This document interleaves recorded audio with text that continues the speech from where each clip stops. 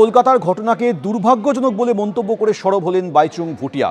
খেলার ইভেন্টে রাজনীতিবিদ কিংবা ভিভিআইপিদের মাতামাতি করা উচিত নয়। সারা দেশেই খেলার ইভেন্টে খেলাকেই সবথেকে বেশি প্রাধান্য দেওয়া উচিত।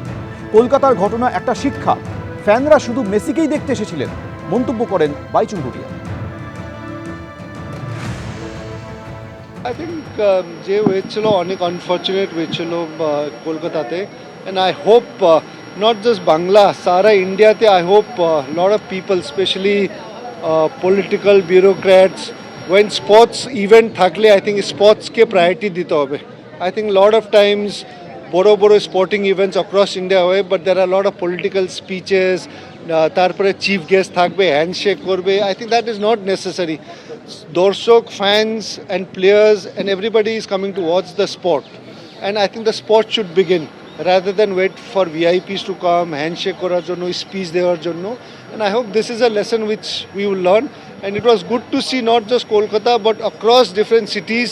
Fans wanted to just see the sporting event, just wanted to see Messi and nothing else. So I hope this trend, I hope we will change and carry on. যুবভারতীতে বিশৃঙ্খলার ঘটনায় তদন্ত করছে এসআইটি, আর এবার মেসির সঙ্গে থাকা ব্যক্তিদের নামের তালিকা তৈরি করলো এসআইটি। তালিকা ধরে নোটিশ পাঠিয়ে শুরু হবে জিজ্ঞাসাবাদ, খবর এসআইটি সূত্রে। ইতিমধ্যেই অন্যতম আয়োজক প্রধান উদ্যোক্তা শত্রুঘ্ন দত্তকে গ্রেপ্তার করে একাধিক চাঞ্চল্যকর তথ্য পাওয়া গেছে, আর এবার মেসির সঙ্গে যারা ছিলেন সেই ব্যক্তিদের নামের তালিকা তৈরি করে নোটিশ পাঠানোর কাজ শুরু হচ্ছে। বিস্তারিত বলবেন ময়ূক ঠাকুর চক্রবর্তী রয়েছে। ময়ূক, দেখো, স্পেশাল ইনভেস্টিগেশন টিমের অফিসাররা গত পরশুদিন শত্রুঘ্ন দত্তকে দীর্ঘ সময় জিজ্ঞাসাবাদ করেন এবং সেখান থেকে শত্রুঘ্ন যেটা এসআইটির গোয়েন্দাদের কাছে দাবি করেন যে 150টা তার কাছে মাঠের পাস ছিল, যেখানে ফিল্ড অ্যাক্সেস ছিল, কিন্তু সেটা একজন প্রভাবশালীর ওভার করার কারণে সেটা প্রায় 3 গুণ বেড়ে গেছিল এবং সেটা বিশৃঙ্খলা হওয়ার অন্যতম কারণ হিসেবেও তিনি এসআইটির কাছে দাবি করেন। এরপরই এসআইটির অফিসিয়ালসরা তো এমনি প্রচুর ভাইরাল ভিডিও রয়েছে, সেই ভিডিওগুলো এক্সামিন করছিলেন। সঙ্গে শতদ্রু থেকে কাদের কাছে গ্রাউন্ড অ্যাক্সেস ছিল তাদের একটা নামের তালিকা নিয়েছেন।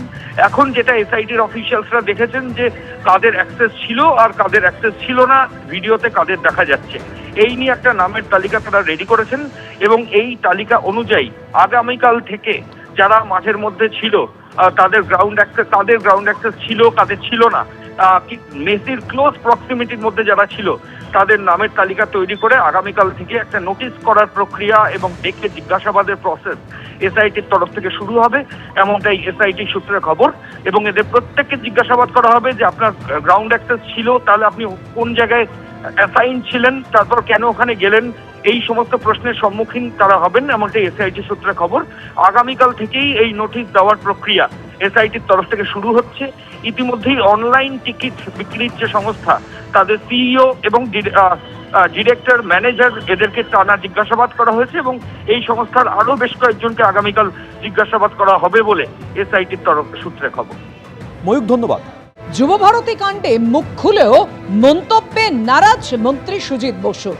তিনি যে কথা বলেছিলেন, এবার সুজিত বসু কি বললেন যে সরকার তদন্ত কমিটি করেছে, এই বিষয়ে এখনই কিছু বলবো না, তদন্তে কি উঠে আসে দেখি। মন্তব্য দমকল মন্ত্রী সুজিত বসু। মেসির মূর্তি নিয়েও সমালোচনা, মূর্তি পছন্দ হয়েছে মেসির, দাবি করেছিলেন সুজিত বসু। মূর্তি নিয়ে 2-1 নিন্দুকেরা মন্তব্য করেছেন, মেসি নিজে মূর্তির প্রশংসা করেছেন। আর কি বলেছেন দমকল মন্ত্রী, দেখুন। এই ব্যাপারে আমি এক্ষুনি বলবো না, কারণ সরকার একটা এনকোয়ারি কমিটি করেছে। এনকোয়ারি কমিটির রিপোর্ট বেরোক, কোথায় ভুল কোথায় ঠিক হচ্ছে সেটা এনকোয়ারি রিপোর্ট বলবে। আর আমি বলতে পারি এই বাংলায় অনেক বড় বড় জিনিস হয়েছে, হবে। আমাদের সরকারের আমলেও অনেক বড় বড় ইভেন্ট হয়েছে। আর মেসির সফর যেটা হয়েছিল সেখানে যেটা স্টেডিয়ামে প্রবলেম হয়েছে সেটা নিয়ে তো দেখা হচ্ছে, মুখ্যমন্ত্রী কমিটি করে দিয়েছে, ওই নিয়ে কিছু বলবো না। স্ট্যাচুটা ওনার ভালো লেগেছে, উনি প্রশংসা করেছে। প্রশ্ন কেউ করেনি, 2-1 নিন্দুকে সবসময় করে, কিন্তু মেসি নিজে ওটা প্রশংসা করে 1-2 নম্বরে ওই ছবিটা রেখেছে। এবিপি আনন্দ, এগিয়ে থাকে, এগিয়ে রাখে।